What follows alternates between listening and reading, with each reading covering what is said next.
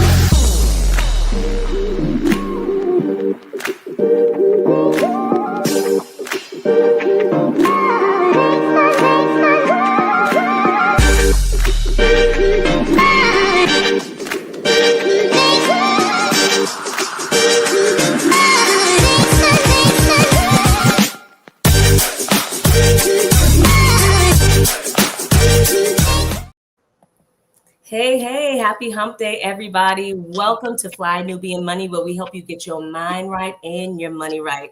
Today, we are tackling a hot topic that has been stirring up some serious conversations. Tiffany Haddish, okay, recently made some bold statements about women with, I hate this phrase, but multiple baby daddies, okay, suggesting that they could be mentally ill because of it. She even brought up the concept called fetal microchimerism, claiming it could lead to mental health struggles. But is this something that we should be concerned about, really concerned about, or is this just another way to shame women for their choices? Let's dive in and unpack this. And I am joined by two of the baddest queens in the atmosphere. We got Dr. Felice, the big coach, licensed clinical mental health counselor. And I got two doctors, y'all. Dr. Charm, okay, she's a doctor, she's a comedian, and a psychic medium. We're gonna have to schedule something later. But thank you, ladies, so much for joining me today. So let's get into this topic. And before we do, let's take a look at a video we have with Tiffany Haddish.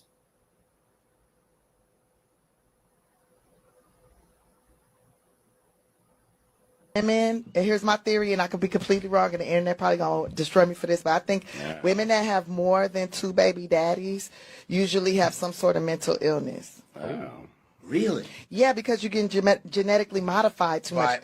I think, okay, so this is what I know. Every time you get pregnant, right, there's stem cells that come from that baby, and them stem cells end up behind your eyes and your brain and your heart and your lungs and stuff and help your organs heal while the baby taken from you.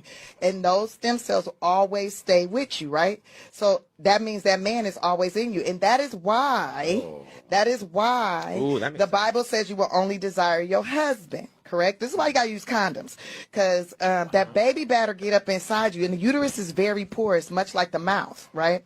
So when anything goes up in there, it automatically, the uterus starts to absorb it. It starts going through the vaginal walls and all that, and the blood, it gets into the bloodstream, right? And so, it takes get in there. So it takes like 6 weeks to get a man out of your system if you have unprotected sex, and it's because he's starting to bind to your DNA, right?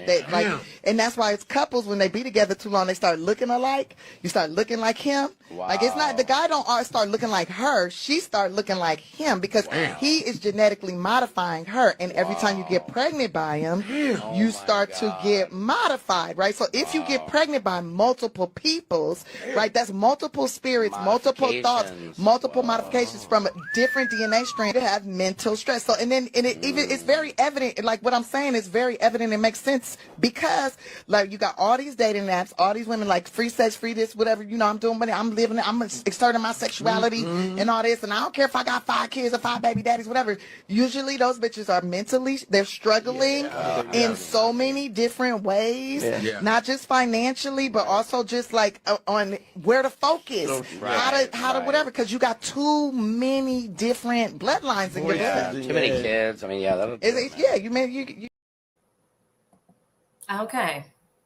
Okay. So, ladies, what is your initial reaction watching that video? Please.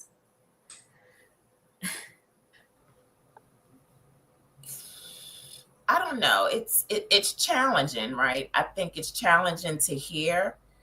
But I might even, to say mentally ill, that's big. But I think what she's referring to too, like she takes the extra step in talking about having the babies. Mm-hmm. But what's created for women too are soul ties, right? So it's not just having multiple baby daddies, it's also having multiple sexual partners. Yes. Because the man's, you create a soul tie. And so, a lot of women are not recognizing why they're reacting or experiencing certain emotions. Mm-hmm. Because you've attached spiritually, fornication is a spiritual act. Yes. It's not just a physical act. So it goes even deeper. Like, we're talking about just having babies, but, if you're sleeping with multiple men, yeah, attaching yourself spiritually to these men as well, too. So it goes a little deeper than that. But to take it as far as possible mental illness, I don't know. I don't know if I would take it there. Okay. But I would say that exposing yourself, right? Because when a woman gives herself to an individual, 9 times out of 10, it means something to her. Mm-hmm. It means something to her to give herself sexually to a man. So when that relationship doesn't work out, it does something to the woman emotionally. Right. And when she isn't taking care of herself emotionally, she's going to experience and exhibit certain symptoms and behaviors due to that relationship. Yes. Not working out the way she had hoped it would. Exactly. So that's where I'm going to go with that.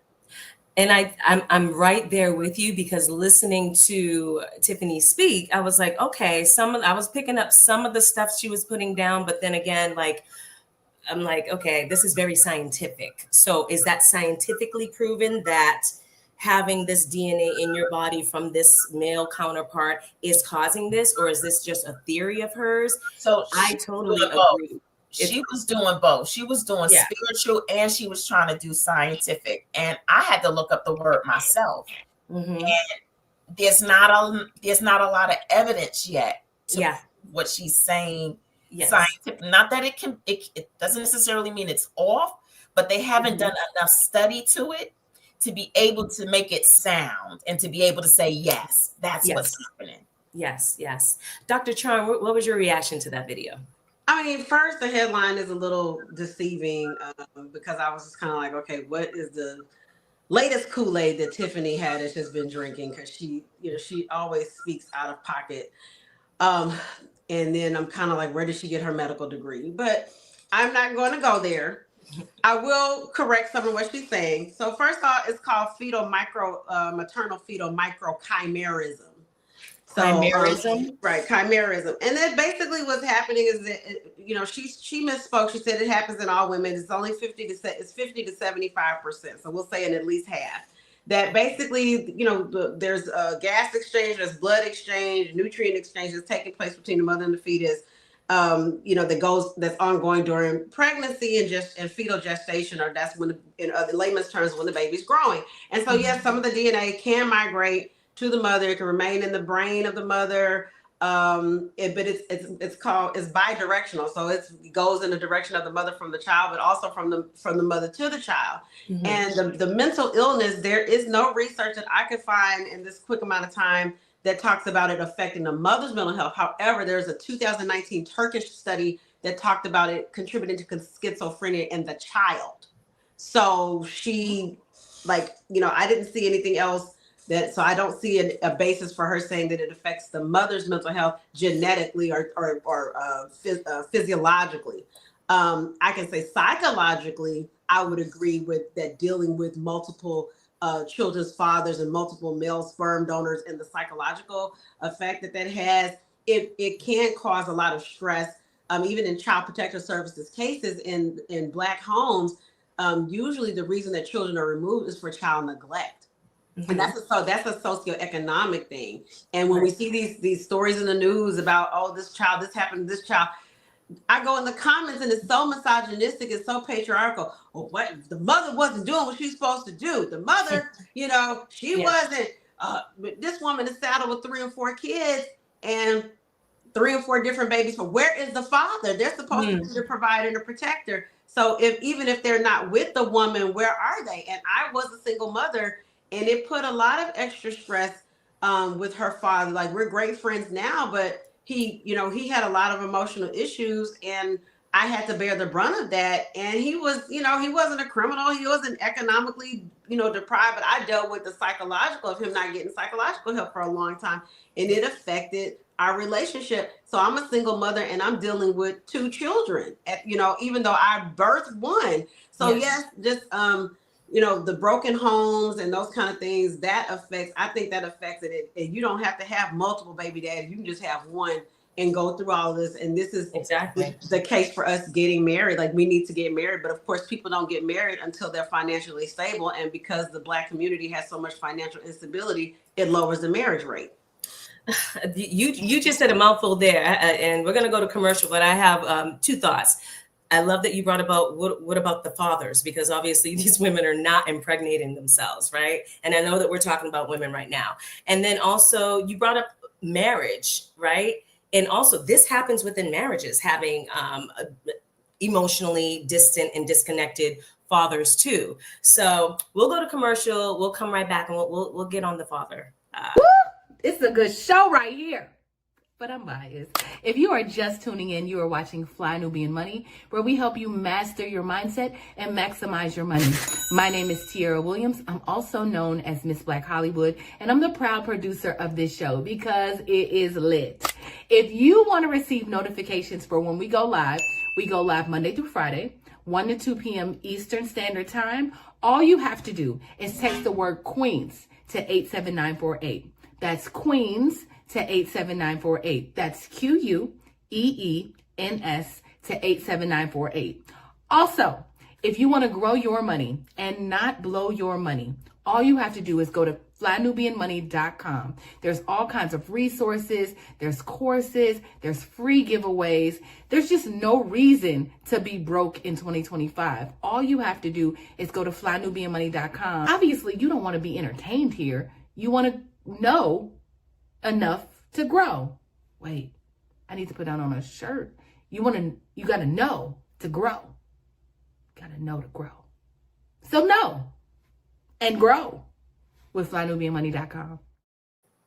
All right, y'all, welcome back. Today we are talking about a comment that Tiffany Haddish made about women having babies with multiple daddies and how it can inadvertently possibly cause mental health issues within the woman.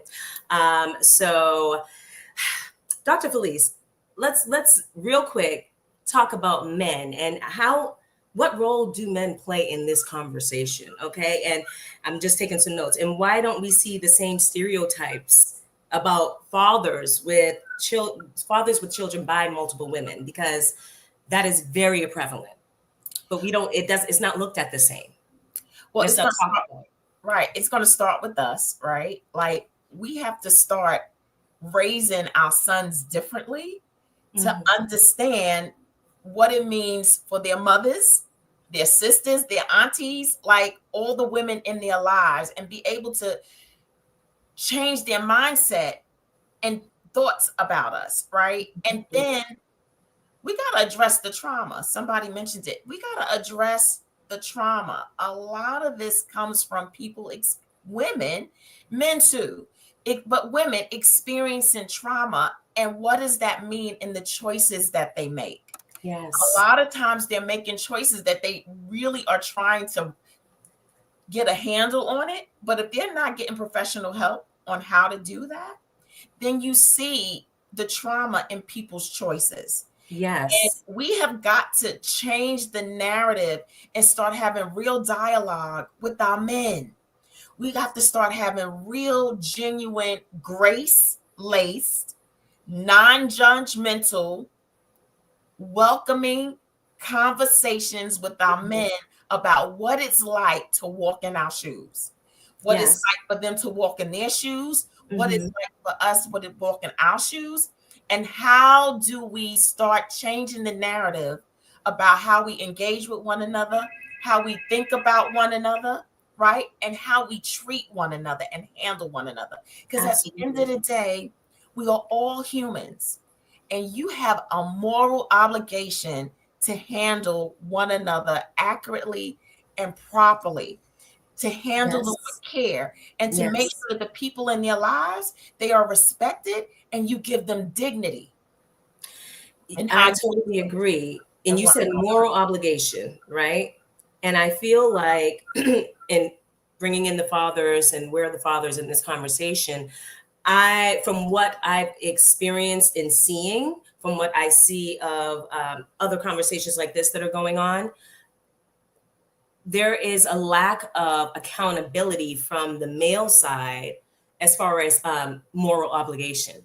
Like, I feel like for so long, it's been okay to just plant seeds and leave. And it's been, and all of this has to do with trauma. All of this is trauma responses, and just not knowing better, or knowing better and not having the capacity to do better at that moment. But we need to have those conversations about how important it is not to plant seeds and leave. Right, but that's a societal thing too, right? We have, how do you change the dynamic between men and women? The burden has always fallen on the woman. Yes. And because of that reality, we do have to take a more responsible way of how we allow people to handle us. We got to make sure that those men, we got to take them to the health center. Like before, like we going to the health center together. We got to make sure that they are using condoms. We got to have real adult, mature conversations if you believe you're going to be intimate with someone. Because realistically, when you lay down, a baby can possibly enter into that equation. Yes. And so we do bear the brunt, and that's societal. So it's a whole thing that we have to revamp when it comes to men and women. You just said a word there, because it's really about revamping our boundaries. Because when you're saying that, I'm thinking what came up viscerally for me is that historically, when I think about my mom's generation and my grandmother's generation, they weren't able to confidently tell men no. And it was expected of them to provide what men want in order to get a man or a piece of man. That was kind of like the mentality. So I think in having the societal shift, we need to be really revamping what we're teaching our daughters about their boundaries, and that's it. And if someone can't respect your boundary, then, you got to move on. So Dr. Charm, what do you think about this? What do you think? Why can't you just keep your legs closed? Anonymous, welcome.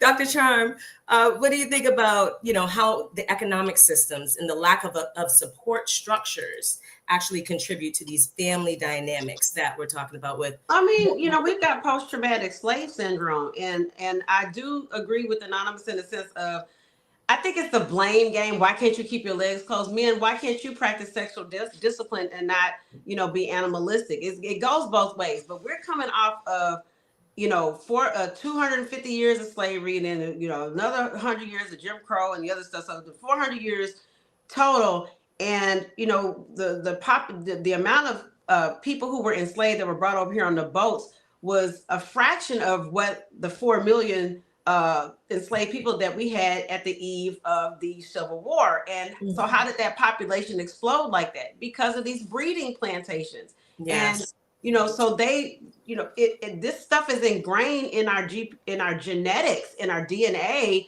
and it's trauma. So that trauma is called epigenetics, and they've studied it extensively in Holocaust victims. So the grandchildren, just the grandchildren, not even the great-grandchildren, but the grandchildren of Holocaust victims had genetic changes in their DNA related to the trauma of that grandparent going through the Holocaust. So you imagine however many generations that we endure in slavery, where this is in our body. And so this behavior, this breeding behavior, having children with multiple women, we didn't start out like that. This was learned behavior from a lot of what's gone on. And then also this hypermasculinity, this system, well, you're a man by how many women that you can get. The hip hop music, the negative hip hop music doesn't help at all. Yeah. And then the socioeconomics, like the Black family has been under direct attack with the United States government. The United States government has directly attacked. No other group has been directly attacked like that within this country, but us. We have a unique history. And so they've done everything they can to destabilize our families. And when our families can't stay together, then people have multiple partners. So it's a combination of so many things. And, but what we can do is try to get our finances in order and practice sexual discipline. And men marry the women that you get pregnant. That would help a lot.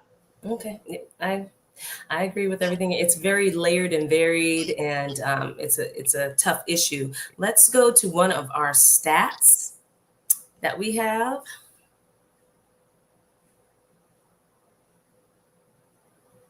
Okay, so for Black women, this figure is significantly higher, with 59%.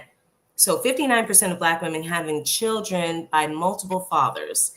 This rate is more than twice the national average and is notably higher than the rates for Hispanic, 35%, and white, 22%. Wow. 59% of Black women have children with multiple fathers is based on a study by University of Michigan demographer Cassandra Dorius. This study found that among American women with 2 or more children, 28% have them with more than one father. Okay. So 28% of Black women with 2 or more children have more than one father. All right, you know what? We can go to a commercial break. I've got a question on that, and I want to come back to you, Dr. Felice. I want to know what you think about this women's mental health and how it's impacted by this number of these stats when we come back. I know. You're busy, you got things to do, and you can't take us on the go with you every single day. Good news for you. We are now on Spotify. So if you can't watch us, now you can listen to us on Spotify. Search Fly Nubian Money and all the episodes shall appear. All you have to do is like, subscribe, leave a 5-star rating, leave some comments, tell people how you love us so that when other people come along and are looking for a great show to watch, they can find Fly Nubian Money too. One last thing, and just in case you've been sitting under a rock, Fly Nubian Money now has an investment club. We are the Fly Nubian Money Club. It's easy. All you have to do is go to flynubianmoneyclub.com, and I am committed to bringing in top experts from all industries to help you level up. They're teaching us the skills that we need to compete in this market. We often say that nobody is coming to save us, not the government, but guess what? We're coming to save us. I'm coming to save you with the Fly Nubian Money Club. So listen, all you have to do again is go to flynubianmoneyclub.com. We have a 30-day free trial set up just for you, just for those people that are struggling. Even if you ain't struggling, you ain't got to struggle. I'm coming. Okay, let me stop playing. I'll see you soon. Welcome back, y'all. Welcome back. And thank you so much for joining us. In our conversation today, we are talking about a statement that Tiffany Haddish made regarding her thoughts or her theory on whether or not having multiple baby daddies causes women mental illness.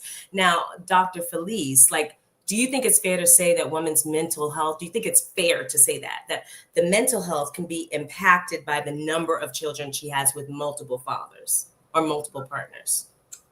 I would have to get more data, but from a data standpoint that I don't have, I can't agree with that. You know what I mean? I don't have enough data, and I'm just hearing about this term. And so I really wouldn't want to speak to that without the data, but I don't think it's fair yet to say that. Mm-hmm. And are you talking about all the women in there? Because yes, that percentage for us and where we are in the population in the United States, that is a high number. But if you looked at it, 22% of white women are doing it too. Mm-hmm. That's high for them. That's not a small number. Mm-hmm. And so are you saying that women are mentally ill? And then it's apples to oranges too, because if you think about it, one of the things that, Black women really love and are loyal and faithful to Black men. Yes. A lot of our Black men know that about Black women, and they use that as leverage, especially when it is to get women in bed and talking about how they don't like wearing condoms. And so we have got to teach our young girls those boundaries that you were talking about.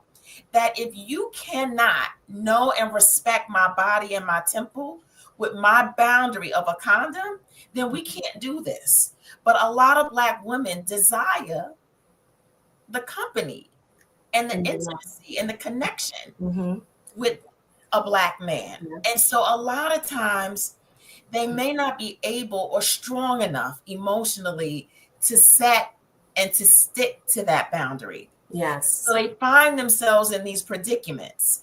And we have to be able to teach our young girls that it's okay to make peace sometimes with loneliness.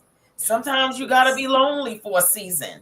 Yes. And be able to stand your ground and your boundary because it's just, pregnancy is always available to you if you're not using protection. And even protection is not 100. And so you've got to also know and engage with men who want to go next level with you.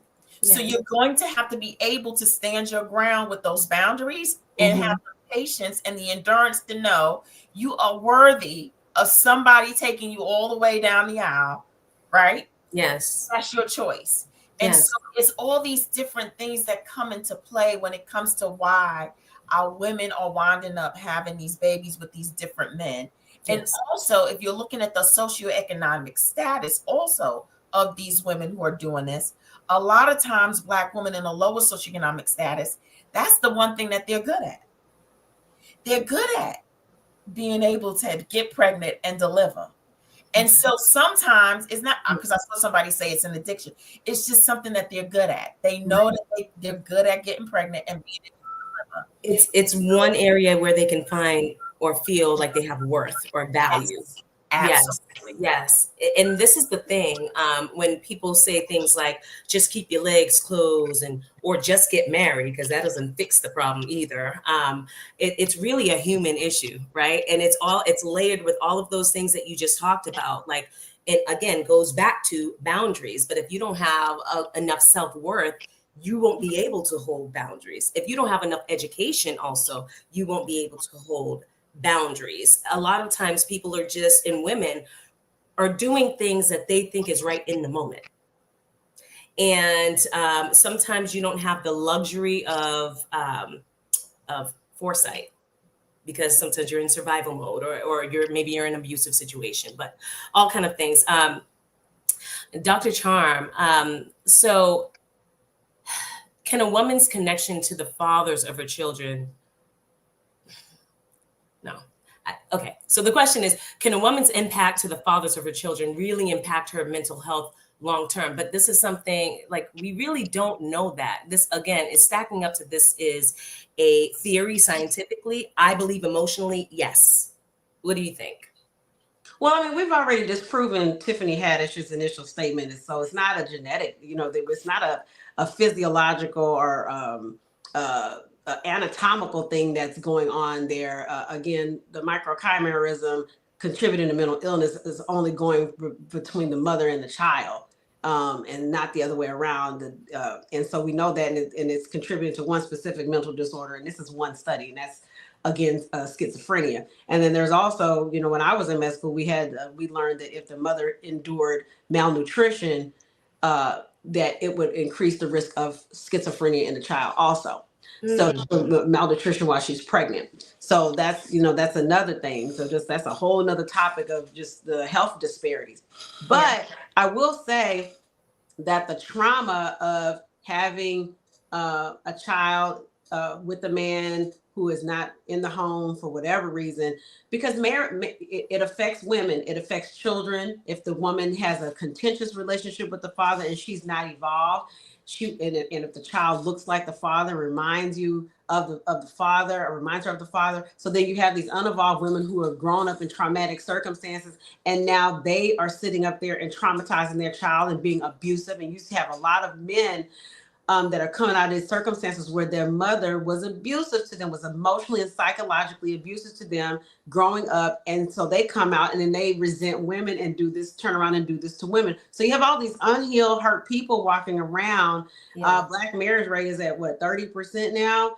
And so, and we did a show about this a few months ago, talking about, I think by in the next 10, 15 years is expected to go to 17%. That is a crisis. That is a really real and true crisis. And I look at some things with other cultures. For instance, if I see an Indian man, if he's over 30, over 35, he might not have a wedding ring on. That man's married. If he's if he's not married, then he's had a divorce under his belt.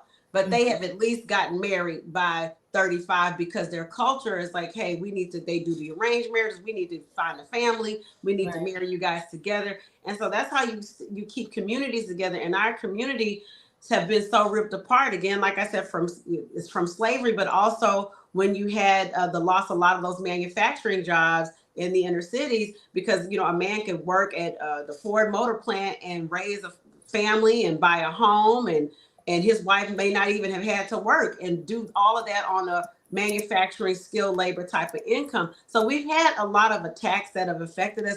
But now we really we've got to do some recovery. And it's really, I think, the support groups. I wish Dr. Joe were here. We need to have these male support groups and stop enduring this cycle of trauma and violence, because at the end of the day, it is at this point, it's a disease state and it's contagious. This is a social contagion.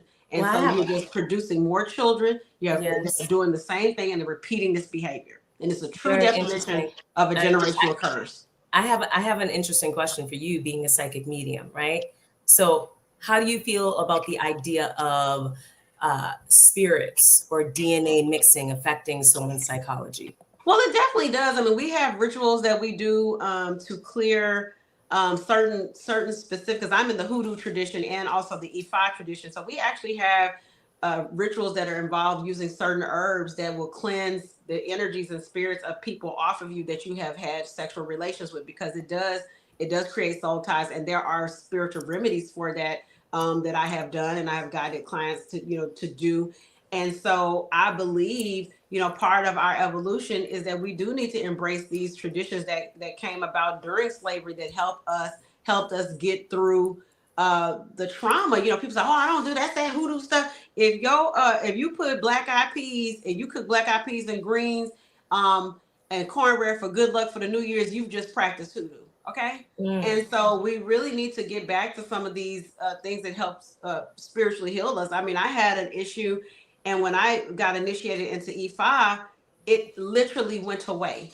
Like no therapy could help it. No, by the act of me taking my initiation, and I didn't even go there I didn't get the initiation for that purpose, but it was because it put me in a state of healing. That was the issue, and it went away. And you have the mental health side, but you've got to put it with the spiritual side, because we are not just mental beings, we're spiritual beings. Okay. All right. I dig that. Thank you. Okay. So we're going to go to commercial and we will be right back. Are you a Black business owner looking to expand your reach? Well, has Fly Nubian Money got good news for you? We are building a Black business directory to connect you with customers who need your services. And here is the best part. It is absolutely free. Email us at info@realvirtual.net. Send us your business name. Tell us a little bit about what you do, what services you offer, your website address, and your contact information. That's it. Together, we are going to build and circulate the Black dollar. Get listed today and start connecting with people who are probably already looking for you. All right, y'all, welcome back. Dr. Felice, so I have a question and then we're going to go to a stat, but I have this question. So how much, since we're inundated now with podcasts and clips on Instagram and Facebook and YouTube and just social media about everyone's opinion on everything from ice to bread. Okay. And so how much do you think that the media influences the way that women are now perceived? Women with multiple children are now perceived. Multiple children by different fathers. I think, social media is a blessing and a curse, right? And I think that this generation is so inundated with data upon data. But then there's this thing called wisdom, which is the application of knowledge. So This generation has data, but they don't know what to do with that data, because every time you turn around, there's something else that they've got to consume. But you need time to process that data, and then you need time to figure out what role you want to play and have it played with you, and how you want to apply it. And so you have all these people who just have data, but nobody knows what to do with it. And so what that alone can be overwhelming, can be confusing, contributes to people's anxiety and or depression, and people don't realize it, that the more you start scrolling and you get more data, and then there's somebody who has data on this, and then there's somebody who has data on that, and then you wonder why you don't know what to do with the data that you're consuming. Causes confusion. It causes confusion. Yes. The spirit. And so what does that do? It's like you don't know what to do. So what you need to do is take fasts. Like, take fast from all of this data collecting and just get still. There's something about just spending time with you. And people in this age right now are afraid to be with themselves. Yes. It's time to just get still. And even if you allow what happens in those still moments, because sometimes people want to control that. Like, well, I've got all these thoughts running. That's okay. That's okay.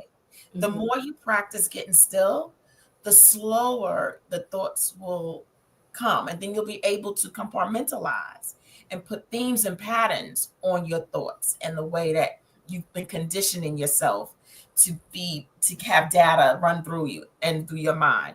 And so I just think people need to take some fast sometimes, because I think that all this data is too much. But and how do you think it impacts the women who are seeing these things, seeing these videos, and talking about their scenario? Well, and I have 3 children with 2. It normalizes it, right? It gives it some kind of normalcy to know, right? Because that's what social media does for people. It allows them to know that they're not alone in their journeys. But a lot of the data that they're getting is not necessarily accurate. So though it's normalizing certain things and helping women to feel like, well, it's a blessing times to know, okay, well, I'm not alone. Yeah, but what does that mean for you? Like, yeah, you're not alone, but what are you going to do? Because not just because they're normalizing it doesn't mean that works for you. Like, just because you now know that you're a part of a tribe of women who are having all these babies by different fathers. Right. Ma'am, you're struggling. You're struggling in so many areas. And so you got to kind of step aside from this world and figure out, is this working for me? And what does it mean for me? Why am I feeling all these different emotions? Why can't I get it together? Why can't I reel it in? So you might need to get some professional help to help you to be able to slow down and figure out what you need to do for you. What's going to be best for you? And these babies that are here, and how are you going to start making lemonade? Because the reality is that you made these choices. You can't go back, but you can do something about your now, and you can make better choices about your now and your future. So what's going to be best for you? How do we help you to heal and make better choices so that you now show up better, not only for yourself, but for the family that you've created? I love that. All right, let's check out another stat we have. And come back and we'll chat. Okay, a study found that 72% of women with children from multiple fathers report experiencing high levels of stress. This stress is often the result of financial strain, lack of support, and challenges in co-parenting. Women with multiple children from different fathers often experience social stigma, which contributes to higher rates of depression, anxiety, and feelings of isolation. Research shows that 67% of single mothers report feeling stigmatized by society, which can affect their mental health. Dr. Charm, so how do we go about shifting the narrative around, I can't stand this phrase, baby mama, or women with multiple children by multiple different fathers, whatever, to make it less about judgment and more about understanding? I mean, I definitely experienced social stigma from having a baby out of wedlock. I remember one of one of my elder cousins, if she was, she was like a second cousin, but she was like my grandmother's age. And I remember I called her about something when I got pregnant, because I got pregnant, it's my last year of college. And I literally was 9 months pregnant when I was going to get my diploma. So they had to help me across the stage. And so, and so people were like, oh my gosh, she's gotten pregnant. She wants to go to medical school. She wants to do that. Where'd you go? And I remember a family member said, well, you should have thought about that before you had that baby. And I just thought, I said, so you'd rather me go and abort my child and kill my child? I mean, for people who have abortions, I'm not judging them, but that just wasn't my path. And there was a level of shame that I felt. And I was happy. I was ecstatic to become a mother. I mean, it was the most wonderful thing. I never thought I was having to do it without a husband, but I enjoyed every last freaking minute of it. And my child just graduated college. She just got her bachelor's degree, magna cum laude from Dillon University just 2 months ago. And so, me and her dad, like I said, we were at odds. But now, I took his hand and I said, we did it. And we watched her cross that stage. And so we have to support people. These children are here now. So what are you going to do? But what we can do is get mental health help for women because a lot of it is low self-esteem. If you sleeping with a different man because he makes you feel loved, it makes you feel supported in that moment, it's really looking for love. And then also, a lot of these women have narcissistic parents. So when you're the child of a narcissistic parent, they will have a baby to have somebody to love them because they didn't get the love from the parent. And that's a book I have called the children of narcissistic parents. And it's a real thing. So we really got to get to the root of addressing this trauma. And then for the men, you've got to have mental issues to impregnate all these different women. That's a mental health issue. It is sexual discipline, but that's a mental health issue. So what is it about you do you feel power when you're able to get a woman pregnant or have her dependent on you in that way? Like, let's examine the origins of a lot of this trauma so that we can heal. That's real. All of that is real. And we're, again, humans. So when, like Dr. Felice was talking about the social media and the data, and everything doesn't apply because every single situation is so intricate and different. Because you may have multiple fathers of your children because you were in one relationship and had 2 children, and maybe you don't have that relationship and you got married and now you are young enough to have another baby and you had one. But that's all real. But also the stress of co-parenting with an unstable co-parent, or a co-parent who is narcissistic, or a co-parent who is trying to make things difficult for you for power or whatever, that is a real thing too. So I can definitely see how it could be super stressful having to deal with that on multiple fronts, right? It's enough if you have one guy that you're dealing with and he's doing that to you. And then I can't even imagine if you have that times 2 or 3. That is a lot. And it can really take over your whole life and be like a tsunami, or at least feel like one. I can see that. Let's see. Let's go to the comments. I see one. The last of its kind. All right, let's see. Women don't know what they want.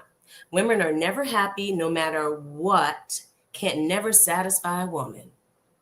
I'm so sorry, sir. Let's go to another comment. Yes. C. White said, here we go. Tiffany is entitled to her own beliefs. The problem is we as women don't know who we are and whose we are. Align yourself with who made you and he will take care of you. Seek God, not opinions. That sounds great, and I agree. But we're getting down to the fundamental issue of why. Why certain young ladies or whatever, what is the issue and how do we address that? I think that Dr. Charm, you brought up something, and Dr. Felice, you said it too, counseling. I think that one of the barriers and the obstacles is the financial aspect of like accessing counseling. I know for me, I've been looking for a therapist for a long time, and trying to go through the healthcare system and do that has literally been almost impossible to do.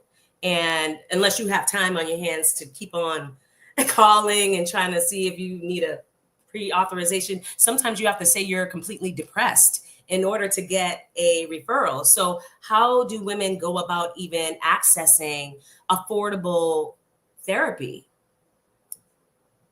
And that could be for either one of you or both of you. It's a thing, especially in Black and brown communities, right? But then you also have other layers. You have the faith layer, where a lot of people of faith don't even believe that they need therapy or should be seeking it. Then you have the stigma. A lot of people don't go because, what does that mean? Does that mean I'm crazy? Do I want people thinking I'm crazy because I'm seeing a therapist? So you've got all these layers that contribute to why people are not getting the help that they need. Mm-hmm. And so it's a lot of education, but it's also opening up the door to resources. So we're going to have to depend on our nonprofits to be able to reach back and be able to help people who don't have the funds to get the help that they need. Mental health is your wealth. And so if we want to get real basic, everything that we do and all the choices that we have and that are required takes a certain level of mental capacity. Mm-hmm. And so the better your mental health, hopefully the better the choices you make. So regardless of people having babies with multiple men or whatever, everything starts with our mental. So we have to be able to make sure that we're doing all that we can to be mentally fit so that we are able to make better choices. And so it's even deeper than just women having multiple children with different baby daddies and all that other stuff. Mm-hmm. I mean, because you got people who are dealing with mental health issues on way more basic than just a baby daddy and how many there are. Right. Yes. Dr. Chen, what do you think about that? As far as for, if people are wanting to get mental health help and they are experience economic challenges, thank goodness for the Affordable Care Act and Obamacare, because that was back in 2008 where they made the law where mental health treatment used to be separate from general health care. And so now it's all together. So even if a person has Medicaid or Medicare, or well, Medicare is not low income, but Medicaid is definitely low income, your therapy is covered. So that it is state by state, but your therapy is absolutely covered because they're not allowed to discriminate between traditional medical care and psychiatric care. And then if somebody is uninsured, one thing that I used to do when I was, didn't have, before that law was passed where your therapy was covered, I would do universities. That was the best way because you have student teachers. So a lot of the universities will have like $20 visits, or very like sliding scale, because they're training the student teachers that are going through practicum and things like that, or to getting their psychology or social work licenses and things of that sort. And then also there's community agencies that have sliding scale, and sliding scale just means it's based on your income and what you can afford to pay. Mm-hmm. And so I definitely utilize certain programs like that when I didn't have coverage or the economics to be able to do it. And, so you can also do Psychology Today. If you have insurance and you just want to find somebody, they have photos of the physicians. You can put things like what they specialize. You can ask, I want somebody that specializes in African-American or Black people or race sensitive. And they actually have that culturally sensitive care. Somebody's LGB. They have that where you can go on Psychology Today and some of those sites and put that in. So utilize those resources. I think, and people say, I don't want, Dr. Felice, I was kind of chuckling to myself. He said, I don't want nobody to think I'm crazy. But shit, folks walking around here acting crazy. Well, damn it, you crazy. Okay, get some help so you won't be crazy. Can we just say this? Can we just put this out here and keep putting this out here and make it a hashtag? Therapy is sexy. Let's just keep saying therapy is okay. But what I am heartened by with this last, I say 10, 15 years since I got out of medical school, is this new generation, this Generation Z, everybody is talking about therapy and making it popular. And it's so great because my mother's generation, they won't go to a counseling. They refuse to get help and they need it. And when you need help and you don't get it, you're becoming a burden on your entire family. And they don't look at it like that. I think it's one of the most selfish things that you can do is being told by family members that you need to get help and you refuse to do it. And then they got to deal with your bullshit because you don't want to get no help. So people get help. There's nothing wrong with it. And especially, I didn't get an African-American therapist until, oh God, like 7 years ago. But it's like night and day for the cultural sensitivity of being able to have somebody who really relates. So go out there and get yourself a Black therapist, but it's there, and we need it. We really do need it. Okay, and on that note, we are going to go to our last and final video. Let's take a look. I kind of wish she was more specific when it comes to mental illness, because anxiety, those signs of a mother who is taking care of her children on her own, that to me is anxiety. If her focus is all over the place because she has multiple children, that would be, ADHD, adult onset, because you are taking care of other people other than you. I do get the message of soul ties, and sharing your DNA with others to the point that you are creating life at a multitude. I think we use that term so loosely. Mental issues, mental health. We use that term so loosely that it can mean anything under that umbrella. And so we got to be careful with that. We have to be careful so that we're not shaming one party. That's where I'm at. It's the responsibility on both. The only difference is I think we see the results of those actions more from women because they have the children in their care, But let me know what you guys think. Like, share, comment. I'm interested in your responses, okay? All right. Yeah, I think that she made a great point. And the point that I think people sometimes miss is that it doesn't matter if you have one father that is the father of your child or multiple. Doing things on your own when it comes to raising children is a huge responsibility and a huge stress. Just being responsible 24/7 for another human being that is dependent on you for everything to survive is a huge stress. And I think that people are sometimes miss that fact and focus on all of these outlying, data points. But doing it by yourself and being a mom doing it by yourself is scary and a lot. And that in and of itself can create mental, anguish. What do you guys think about that? And then we can go to our final thoughts and you can tell everyone where they can find you. Well, I think that last video helped me to see how, again, all of these conversations and how they can branch off into all these different tangents. And how does that land on regular people like us? Like, how is that supposed to land? And we all have all these opinions and it's okay. But now we've got platforms where we bombard people with all of our opinions. You know what I mean? And it's just a lot. And I don't know what we're so, I don't know. What do you expect somebody to do with all of that? But I do know that we have a responsibility to take care of one another. And how do we do that? And how do we start making sure that we see another human being properly? And for our men and our women, we have got to stop seeing each other as just these potential romantic partners and sexual companions. We're bigger than that. And so if we can just see each other a little bit better, more respectfully, and knowing that we have an obligation to leave people with dignity, we'll start refraining from all these our sexual lusts and flesh, and we'll start demonstrating more discipline because we want to be able to lead people in a better space. And we can't do that if we're multiplying the planet without a family. And so my name is Felice Hightower Britt. I am the Be Big Coach. You can find me on www.thebebigcoach.com. And I'm here for you if you ever think you need to talk and sort this stuff out. Thank you, Felice. Dr. Charm? Yes, I very much enjoyed this conversation, and I'm looking at some of the comments from some of these Dusties in the comments, talking about, oh, you had a baby while you were in college, and that's part of the problem. You know what? I was 9 months pregnant, had my child, and went to medical school, and I'm Dr. Timms now, bitch.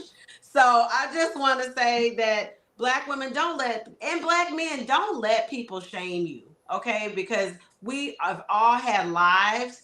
And I think the dawn of hypocrisy is when people try to be holier than thou and act like they didn't live. And because I lived, I'm able to be a healing vessel and help my patients. And so I want to say that you can find me at spiritualcharm.com if you want to get a psychic medium reading, tarot, or astrology reading. My IG is at charmgirl77. I'm also a stand-up comedian. I'm coming to a city near you. I don't have any shows lined up quite yet, but if you follow me on Instagram, you can always see when I have a show, and I always drop funny skits and things of that sort. And I'm so glad to have been here with this illustrious panel of ladies. Thank you so much, Dr. Charm. So my final thought is real quick, like real succinct, real quick. This is such a layered conversation, and there's so many different data points and insights and things that go into why people do what they do, human behavior and societal structures and things like that. But my thing is, like, how can we build communities where women and children are valued no matter what the family looks like? That's my question. That's my final thought. I am Shalaye, CEO and founder of Vital Source Realty. I am in Boston, Massachusetts, but I can help you buy or sell a home or a property anywhere in the continental United States or Canada. And you can find me on Instagram at Shalaye Camillo and visit our website at vitalsourcerealty.com. Y'all, thank you so much for joining me. Joining us. That was a super powerful conversation. And we touched on everything from mental health to judgment in our community. And it's clear, one thing is clear, that we need more support for women and children, no matter what the family looks like, okay? Let's keep fighting against these harmful stereotypes and empowering each other to break free from judgment. Thank you for tuning in to Fly Nubian Money. And until next time, keep building, keep healing, and keep thriving. We'll see you. Bye, Dusties.